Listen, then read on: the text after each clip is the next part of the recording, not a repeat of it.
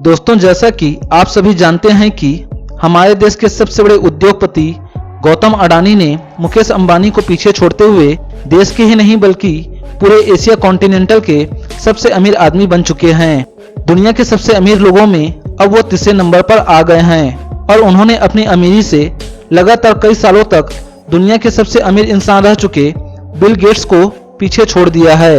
आज उनकी total net worth 137 अरब dollar है और जिस हिसाब से उनकी कमाई में बेहिसाब बढ़ोतरी हो रही है, ऐसा लग रहा है मानो वो बहुत ही जल्द दुनिया के दूसरे सबसे अमीर इंसान जेफ बेजोस को भी पीछे कर देंगे। आज अडानी ग्रुप और उसके चेयरमैन गौतम अडानी लगातार अपनी तरक्की और अमीरी को लेकर देश के सबसे चर्चित इंसान बन चुके हैं और रोजाना उनके सक्सेसफुल करियर के बारे में बहुत सारे स्टोरीज और वीडियोस आप यूट्यूब और न्यूज़पेपर में देख और पढ़ सकते हैं। अब आप भी कह रहे होंगे कि ये चलना, ये सब बात मत बता, ये बात पूरी दुनिया को पता है, इसमें नया क्या है। तो मैं आपको बता दूं कि मैं इस वीडियो में गौतम अडानी की अमीरी की नहीं बल्कि सिक्के के उस दूसरे पहलू के बारे में बताने वाला हूं जिससे शायद देश की 90% जनता अनजान है कि आखिर कैसे 2014 के बाद से अडानी ग्रुप और गौतम अडानी ने मात्र 8 सालों में ऐसा कौन सा अलादीन का जिन पकड़ लिया जो मात्र 8 सालों में वो दुनिया का तीसरा सबसे अमीर इंसान बन गया, जबकि 2014 के पहले तक कोई भी इंसान इस अडानी ग्रुप और उसके चेयरमैन गौतम अडानी को जानता तक नहीं था। आखिर ऐसा क्या हुआ कि अडानी ने देश के सबसे अमीर इंसान मुकेश अंबानी तक को पीछे छोड़ दिया? क्या वाकई ये सब कुछ गौतम अडानी ने अपनी मेहनत से हासिल किया या इसके पीछे किसी का मजबूत हाथ है? पूरी जानकारी देंगे और कुछ नया बताएंगे आपको आज की इस वीडियो में, इसलिए वीडियो को पूरा देखें। क्या पता आपको कुछ नया और इंटरेस्टिंग जानने को मिले। वीडियो शुरू करने से पहले हम आपको बता दें कि ये वीडियो सिर्फ मनोरंजन के उद्देश्य से बनाई गई है और इसमें दी गई सारी जानकारी इंटरनेट और समाचार पत्रों से ली गई जानकारी पर आधारित है।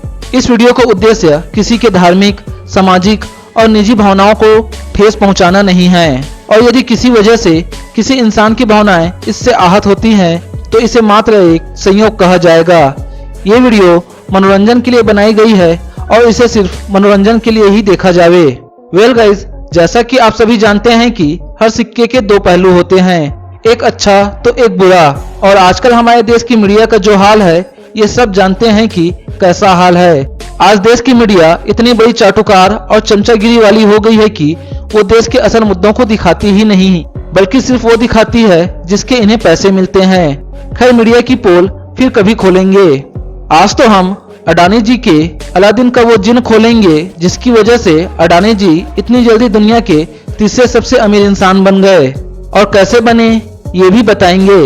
वेल, मैं आपको बता दूं कि जिस तरह अडानी आज दुनिया के तीसरे सबसे अमीर इंसान है, ठीक उसी तरह आज गौतम अडानी देश के तीसरे सबसे बड़े कर्जदार इंसान भी हैं और यही सिक्के का वो दूसरा पहलू है जिससे देश की 90% जनता अनजान है।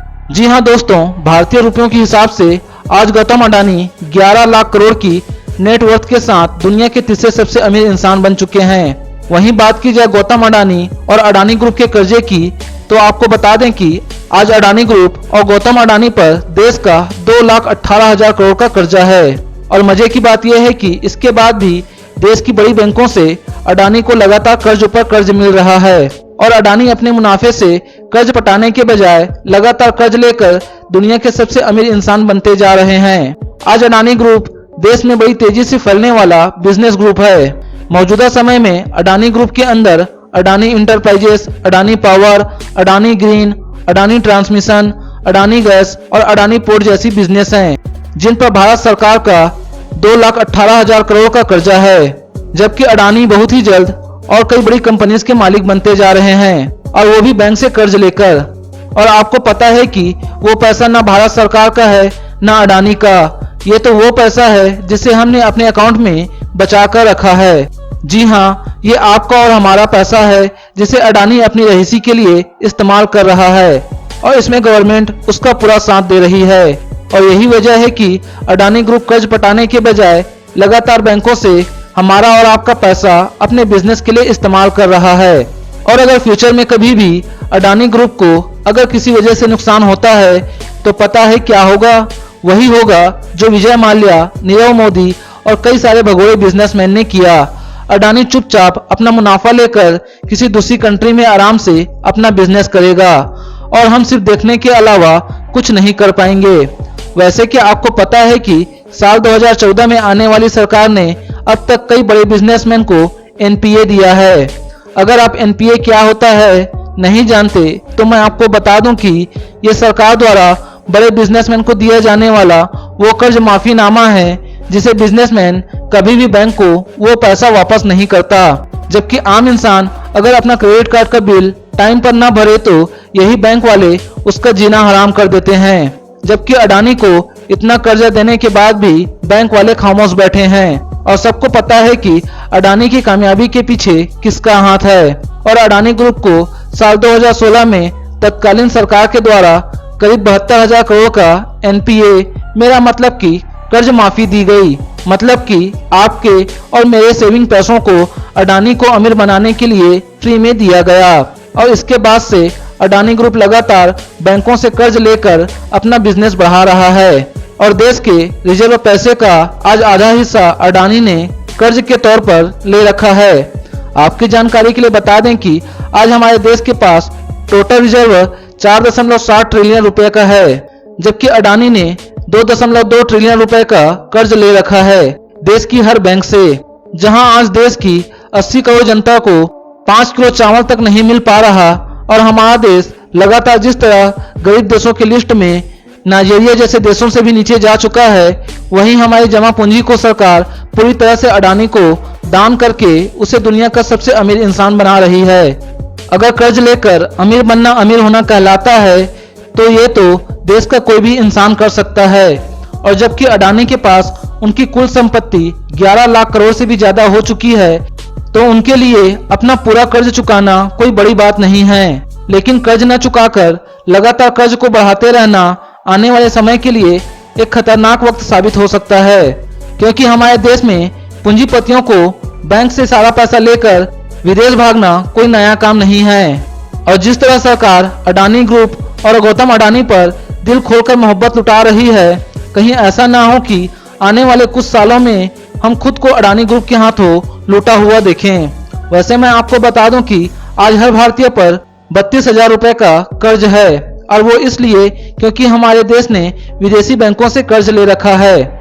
जबकि जितना पैसा उन्होंने देश के बड़े उद्योगपतियों को कर्ज के रूप में दे रखा है, अगर वो पैसे सरकार उनसे वापस ले ले तो शायद हमें बाहरी कर्ज की जरूरत ही ना पड़े। वैसे मान लीजिए इतने कर्ज लेने के बाद अगर अडानी देश छोड़कर भाग जाता है तो क्या आपको पता है कि हर भारतीय पर कितने रुपए का कर्ज होगा? बिलीव मी गाइस, मैं अभी कैलकुलेट कर रहा हूं और जो रिजल्ट आया है वो वाकई डरा देने वाला है। अगर फ्यूचर में कभी ऐसा होता है तो हर भारतीय पर 84,615 रुपए का कर्ज होगा अगर अडानी ये कर्ज नहीं पटाता या भाग जाता है तो। अब आप कहेंगे कि आप वो कर्ज कैसे पटाएंगे, बैंक आपसे मांगने थोड़ी आएगा। तो मेरे दोस्तों, इस कर्ज की भरपाई होगी इनविजुअल तरीके से, और वो तरीका है हर चीज में महंगाई। जैसा आज हमारे देश में लगातार दिन ब दिन महंगाई बढ़ती जा रही है, ताकि हमारा पैसा बड़े बिजनेसमैन को कर्ज के तौर पर दिया जाए और वो बिजनेसमैन रईसों की जिंदगी जिए और हम महंगाई की वजह से लगातार अपनी जरूरतों में कमी लाते जाएं। इसलिए वीडियो शुरू करते ही मैंने कहा था कि हर सिक्के के दो पहलू होते हैं और यही वो डार्क हिस्सा है गौतम अडानी, अडानी ग्रुप और देश की सरकार का, जो लगातार आम जनता का पैसा अडानी को कर्ज के रूप में देकर उसे दुनिया का सबसे अमीर इंसान तो बना रहा है, लेकिन अपने देश की 80% जनसंख्या की गरीबी दूर करने की कोशिश नहीं कर रहा है। इसलिए सिक्के के दूसरे पहलू को भी देखिए कि क्या अडानी के सबसे अमीर इंसान बनने में हमारा क्या फायदा है। अगर देश की सरकार मुझे या आपको इतने लाख करोड़ का कर्ज दे तो मैं भी कुछ सालों में दुनिया का सबसे अमीर इंसान बन जाऊंगा, क्योंकि पैसे को पैसा ही कमाता है और ऐसा हमेशा मेरी माँ कहती है और यही सच है। अगर आपके पास पैसा है तो आप उससे कई बिजनेस कर सकते हो। एक अच्छा इन्वेस्टमेंट आपको फ्यूचर में एक अच्छा रिटर्न भी देती है। खैर अब आप खुद सोचिए कि क्या गौतम अडानी एशिया का सबसे अमीर इंसान है या सबसे बड़ा कर्जदार। और वो हमारा कर्जदार है क्योंकि उसने जो कर्ज ले रखा है वो हमारा ही पैसा है। उम्मीद है आप समझ ही गए होंगे कि मैं आपको क्या समझाना चाहता था। सो गाइज, आपको मेरी यह वीडियो कैसी लगी मुझे कमेंट करके जरूर बताएं। साथ ही मेरी इस वीडियो को लाइक करें और वीडियो को अपने दोस्तों के साथ शेयर जरूर करें। साथ ही मेरे चैनल को सब्सक्राइब भी जरूर करें। मैं आपसे बहुत जल्द फिर मिलूंगा एक नई टॉपिक वाली वीडियो के साथ। तब तक के लिए अलविदा and take care and thanks for watching this video.